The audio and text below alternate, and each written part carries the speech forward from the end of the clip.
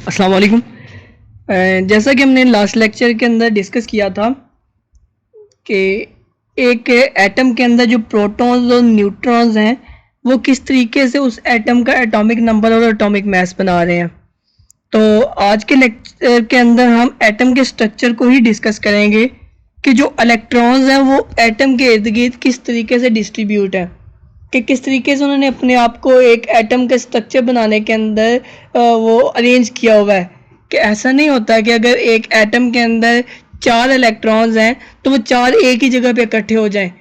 या क्योंकि वो रिवॉल्व कर रहे हैं तो वो रिवॉल्व किस तरीके से उन्होंने अपने आप को अरेंज किया है कि वो कंटिन्यूसली एक मुसलसल जो है वो रिवॉल्व करते रहें। तो आज के लेक्चर के अंदर हम वो देखेंगे कि किस तरीके से इलेक्ट्रॉन्स ने अपने आप को न्यूक्लियस के इर्द गिर्द शेल्स के अंदर डिस्ट्रीब्यूट किया हुआ है ताकि वो इजीली जो है वो कंटिन्यूसली वो रिवॉल्व कर सकें।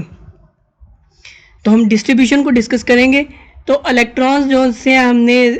पहले लेक्चर के अंदर बात कर ली थी कि न्यूक्लियस के इर्द गिर्द इलेक्ट्रॉन्स एटम में रिवॉल्व कर रहे हैं। तो इनके जो पाथ होते हैं न्यूक्लियस के इर्द गिर्द के जिस पाथ के ऊपर ये जिस पाथ को फॉलो करके मूव कर रहे हैं उस पाथ को हम शेल बोलते हैं। जैसे कि हम कहते हैं कि एक सोलर सिस्टम के अंदर वो उसके ऑर्बिट्स होते हैं एक प्लैनेट के, इस तरीके से जो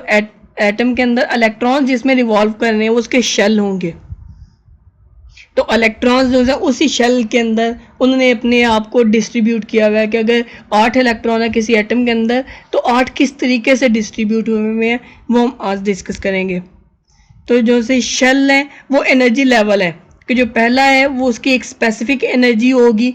दूसरे शेल की उससे जो है वो और ज़्यादा एनर्जी होगी, या उसकी एक स्पेसिफिक एनर्जी है कि पहले जो है वो इस तरीके से वो पहला दूसरा तीसरा वो हर एक अपने एनर्जी लेवल की बेस पे वो डिस्ट्रीब्यूट हो चुकी हैं, वो डिस्ट्रीब्यूट हुए होते हैं।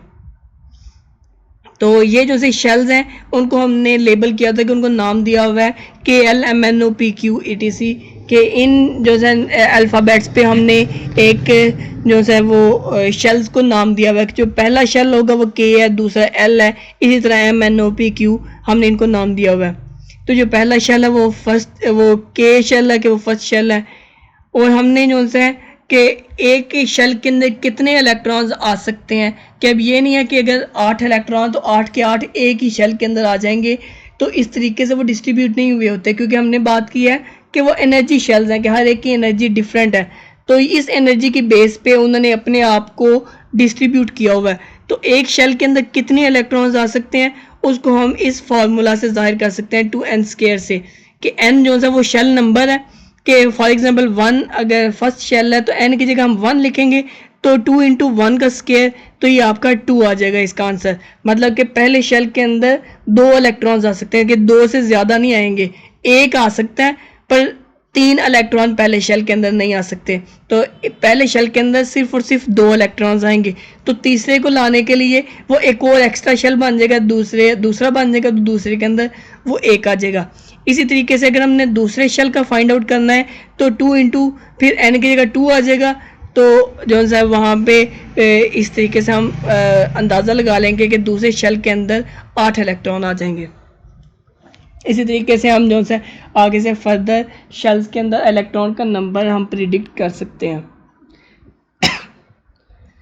तो जैसा कि हमने बात किया कि पहला शेल है वो K शेल है, दूसरा L शेल है, तीसरा M शेल है, चौथा N है, पांचवा जो है वो O है, और सिक्स्थ वाला जो है उसको हम P शेल बोलते हैं। तो इसके अंदर हमने बात की थी कि 2n² से हम इन शेल्स के अंदर इलेक्ट्रॉन्स का नंबर हम बता सकते हैं कि कितने मैक्सिमम इलेक्ट्रॉन उसके अंदर आ सकते हैं। तो